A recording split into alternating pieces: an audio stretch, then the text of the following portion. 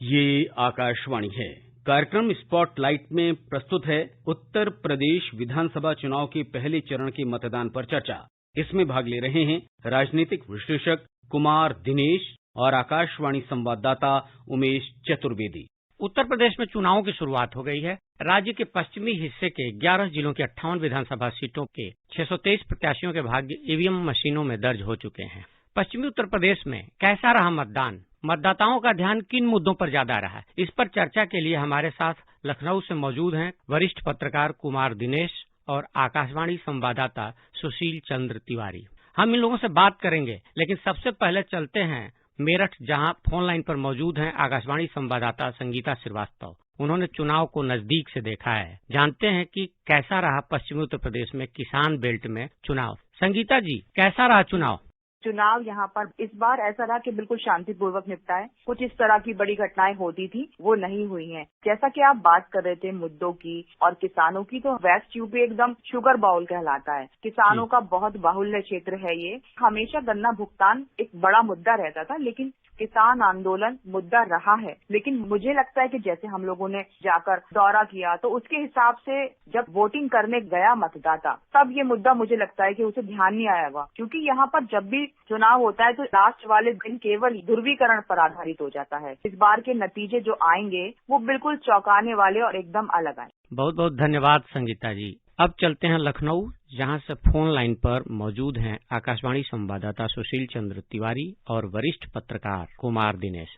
सुशील जी, कैसा रहा मतदान पश्चिमी उत्तर प्रदेश में? आज तो उत्तर प्रदेश में चुनाव की शुरुआत हो गई, जिसकी बहुत लंबे समय से प्रतीक्षा थी। उमेश जी, जो पहले चरण का मतदान था ये बड़ा ही महत्वपूर्ण था और हमने देखा कि सुबह से ही लोगों में उत्साह तो नजर आया। बड़ी संख्या में लोग जो है वोट डालने के लिए निकले। छोटी मोटी कुछ घटनाओं को छोड़ दिया जाए तो आमतौर पर मतदान भी शांतिपूर्ण ही रहा। लेकिन अगर हम पिछली बार से इसकी तुलना करते हैं, जैसे हम 2017 के चुनाव से तुलना करते हैं, तो हमें याद आता है कि पिछले चुनाव में जो पहले चरण की जो सीटें हैं जहां पर इस वक्त मतदान हुआ है, तब वहां जबरदस्त उत्साह था और बम्पर वोटिंग हुई थी। सहारनपुर पहले चरण वाली सीटों में था, वहां तो 70% से ऊपर तक वोटिंग हो चुकी थी।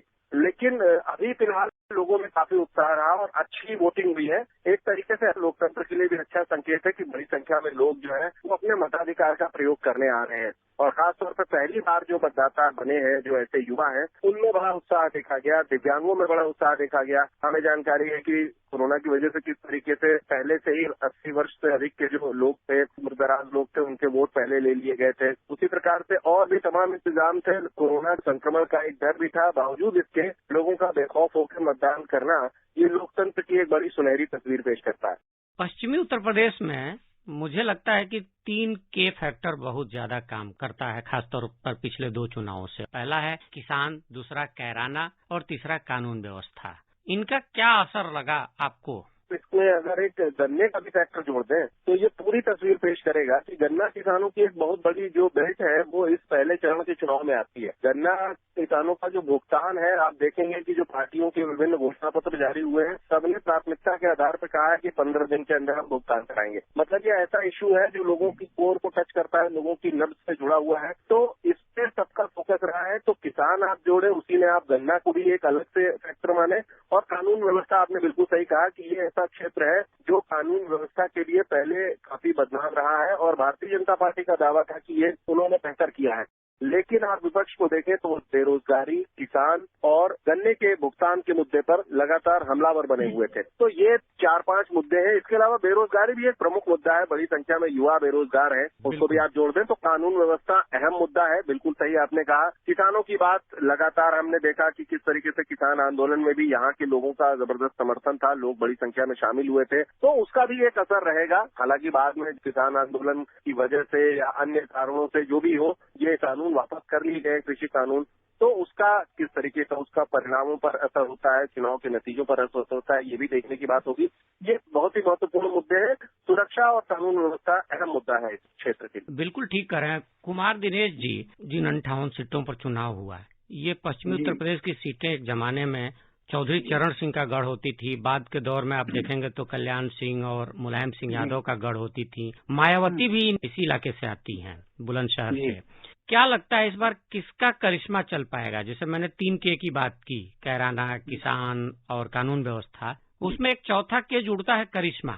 तो किसका करिश्मा चलेगा? बिल्कुल सही कहा कि बाकी सारे फैक्टर्स जो चुनाव के पहले लोग जाति समीकरण की बात करते हैं, कोई ओबीसी और ईबीसी और किसान, तमाम मुद्दों की बात करते हैं, विकास की बातें भी होती हैं, रोजगार और बेरोजगारी की बातें होती हैं और विकास की योजनाओं की बातें होती हैं और घोषणा पत्रों में वादे और दावे बड़े चढ़कर किए जाते हैं। लेकिन सबसे बड़ी बात जो अंतिम में आपने कही कि करिश्मा, तो करिश्मा का मतलब है भरोसा। तो किसके नेतृत्व पर जनता भरोसा करती है, ये महत्वपूर्ण होता है। और जब आप किसी नेतृत्व पर कोई भरोसा करता है तो फिर अपने स्टूडियो में या अपने न्यूज रूम में या दफ्तर में बैठ करके जो कैलकुलेशन करते हैं उससे बड़े चमत्कारिक असर आते हैं कि जब करिश्मा काम करता है। और करिश्मा ये होता है कि व्यक्तित्व और छवि, परसेप्शन, और कहा जाता है कि आमतौर पर चुनाव परसेप्शन पर लड़े जाते हैं। अगर आप पिछले चुनावों की बात करें तो अभी तक प्रधानमंत्री नरेंद्र मोदी और मुख्यमंत्री योगी आदित्यनाथ की छवि में कोई डेंट नहीं लगा है। तो छवि उनकी बरकरार है और ऐसे विपक्ष का अपना दावा है, लोकतंत्र है, उनका भी अपना दावा है, कहने का है। लेकिन अगर जनता यह भरोसा करती है कि विकास के लिए और कानून व्यवस्था के लिए जो कुछ भी वर्तमान सरकार ने किया है वो अगर उनको ठीक लगता है तो निश्चित रूप से वो उनके पक्ष में मतदान कर सकते हैं। एक सवाल ये है दिनेश जी, पिछली बार कांग्रेस के साथ मिल करके समाजवादी पार्टी चुनाव मैदान में थी उत्तर प्रदेश में 2017 के विधानसभा चुनाव में, और इस बार वो जयंत चौधरी की पार्टी राष्ट्रीय लोक दल के साथ है। और पिछली बार नारा दिया गया था राहुल गांधी और अखिलेश को मिला करके यूपी के लड़के। इस बार ये नारा तो नहीं दिया गया है लेकिन यूपी के लड़के लड़ रहे हैं। इन दोनों लड़कों ने क्या भारतीय जनता पार्टी की जो अपार बहुमत की सरकार थी उसको किस हद तक चोट पहुंचाने की कोशिश की है? कुछ इस पर प्रकाश डालेंगे आप? आपने अच्छा याद किया कि किस तरह से जब राहुल गांधी और अखिलेश दो बड़ी पार्टियों के नेता मिलकर लड़े, जब मायावती यानी बसपा और सपा मिलकर के लड़े, तो भी जनता का विश्वास नहीं जीत पाए। उन्हें लगा कि ये जोड़ तोड़ जो है वो केवल किसी को सत्ता में लाने और किसी को रोकने के लिए, यानी उस जोड़ तोड़ का मकसद या उद्देश्य सकारात्मक नहीं लगा लोगों को। उनको लगा कि ये जोड़ तोड़ सत्ता में किसी को लाने या किसी को बाहर रखने के लिए है, जनता की सेवा के लिए नहीं है। तो मुझे लगता है कि इस बार भी जयंत चौधरी का कद इतना बड़ा तो नहीं है कि वो मायावती प्लस सपा या कांग्रेस प्लस सपा के समीकरण से बड़ा कोई रिजल्ट दे सकते हैं, मुझे ऐसा नहीं लगता है। और सबसे बड़ी बात यह है, आपको ध्यान दें कि जिस तरह से अमित शाह और नरेंद्र मोदी और नड्डा जी के दौर की जो भाजपा है वो पिछली भाजपा से बहुत भिन्न है। पहले की भाजपा को माना जाता था कि वो केवल हिंदू समाज के दो बड़े वर्ग को रिप्रेजेंट करते हैं, लेकिन आज की भाजपा का जो सामाजिक आधार है वो बहुत बड़ा है, फैला है पहले से। वो अति पिछड़ा, दलित वर्ग, सभी वर्गों की राजनीतिक आकांक्षाओं को एड्रेस करते हुए मालूम पड़ते हैं। ये अभी आपने सरकार में भी देखा कि अगर चीफ मिनिस्टर योगी आदित्यनाथ हैं तो अन्य समुदायों को एड्रेस करने के लिए और उनकी राजनीतिक आकांक्षाओं या उनके स्वाभिमान को सम्मानित करने के लिए केशव प्रसाद मौर्य और पंडित दिनेश शर्मा भी डिप्टी सीएम है। सुशील जी, ये वही इलाका है जहां पहले दौर का मतदान हुआ, जहां भारतीय जनता पार्टी हो और चाहे गठबंधन हो, राष्ट्रीय लोक दल और समाजवादी पार्टी का, उनका एक बड़ा महत्वपूर्ण चुनावी घोषणा पत्र असर डालता है। बीजेपी ने मुफ्त सिंचाई के लिए जो बिजली देने का ऐलान किया है, जिस पर लगभग 2000 करोड़ रुपए का खर्च आएगा अगर ऐसा होता है तो। समाजवादी पार्टी ने भी ये तो वादा किया ही है, इसके साथ साथ 300 यूनिट घरेलू बिजली भी फ्री देने का वादा किया है, जिस पर करीब 17,500 करोड़ रुपए का उत्तर प्रदेश का खर्च बैठेगा अगर ऐसा होता है तो। और होली दिवाली पर भारतीय जनता पार्टी ने उज्ज्वला योजना के तहत मुफ्त गैस सिलेंडर देने की बात की है, और आप जानते हैं कि इस बार महंगे सिलेंडर का मामला बहुत उछाला गया है। क्या लगता है ये चुनावी घोषणा पत्र जो राजनीतिक दल जारी करते हैं, जो वादे करते हैं, इनका आज की राजनीति में कितना असर पड़ता है और कितना पड़ना है? अपनी बात रखने से पहले मैं एक क्षेत्र जोड़ दूं, क्योंकि पहले चर्चा हो रही थी, उसमें एक बात महत्वपूर्ण है कि जयंत चौधरी आज अपना वोट नहीं डाल सकते, उन्हें मथुरा में वोट डालना था। बहुत सारे अलग अलग मायने हो सकते हैं, लेकिन ये जो आपका पिछला सवाल था उसमें मैं एक क्षेत्र जोड़ना चाहता था कि ये एक महत्वपूर्ण तथ्य है जो लोगों की नजर में आना चाहिए, तो वो वोट नहीं डाल सके। बात आपने की कि किस तरीके से घोषणा पत्र में उन्होंने तमाम तरीके के मुफ्त चीजें देने की बात की है, बिजली मुफ्त देने की बात की है। हमने पिछली बार देखा कि 2017 में जो लोक कल्याण संकल्प पत्र जिसको पार्टी कहती है, बीजेपी ने अपना नाम दिया, विजन डॉक्यूमेंट जिसको कहते हैं, अभी जब उसका 2022 के लिए अमित शाह जी ने लखनऊ में उसको देश के सामने रखा, जनता के सामने रखा, तो उन्होंने इस बात को गिनाया कि किस तरीके से पुराने घोषणा पत्र की बहुत सारी लगभग 90% बातों को उन्होंने पूरा किया है। इस बात पर आप बिजली की जब चर्चा होती है तो इस बात पर भी चर्चा होती है कि पिछली सरकारों में क्या बिजली की उपलब्धता इस तरीके से थी कि लोगों को मिल पाती थी। एक बहुत बड़ा असर 2019 के लोकसभा चुनाव में हमने देखा कि शौचालय के साथ साथ बिजली की उपलब्धता, गांव देहात तक बिजली का पहुंचना, मुफ्त में जो पावर कनेक्शन मिला करते थे, उसका एक बहुत बड़ा असर पॉजिटिव तरीके से सरकार को वापस लाने में हुआ, उत्तर प्रदेश में बड़ी जीत हासिल करने में हुआ। तो कई बार ये होता है कि आप बातें तो बहुत करते हैं, लेकिन आपकी डिलीवरी कैसी है इसको भी जनता ध्यान में रखती है। तो ये बात ठीक है कि सभी पार्टियां इस तरीके के दावे कर रही हैं कि वो मुफ्त में सिलेंडर देंगी, लेकिन वास्तव में ये है कि जनता से जो जुड़े हुए मुद्दे हैं, महंगाई से आपने इसको जोड़ा कि सिलेंडर महंगे हो गए और लोगों को मिलेंगे, बीजेपी भी उसका दावा कर रही है, बिजली की भी बात हो रही है, लेकिन कई बार ऐसा होता है कि जब आपके लिए परिस्थितियां उस तरीके की न बन पाए, पहले कानून व्यवस्था का मुद्दा इतना ज्यादा था उत्तर प्रदेश, पश्चिमी उत्तर प्रदेश के लोग जानते हैं कि कैसे रात में हाईवेज बंद हो जाते थे और आपको कॉन्वॉय में भेजा जाता था, रात में ट्रकों के और सवारियों के कॉन्वॉय निकला करते। तो जब इस बात पर बीजेपी बार बार जोर दे रही है कि जब हमारी सरकार में व्यक्ति सुरक्षित रहेगा तो उसका विकास भी होगा। सुशील जी, एक सवाल ये उठता है कि बहुजन समाज पार्टी के बारे में कांग्रेस ने तो सीधे सीधे आरोप ही लगा दिया था कि वो चुनाव लड़ती हुई नजर नहीं आ रही है, और पिछले लोकसभा चुनाव में जो बहुजन समाज पार्टी को समर्थन मिला वो इन्हीं इलाकों से मिला।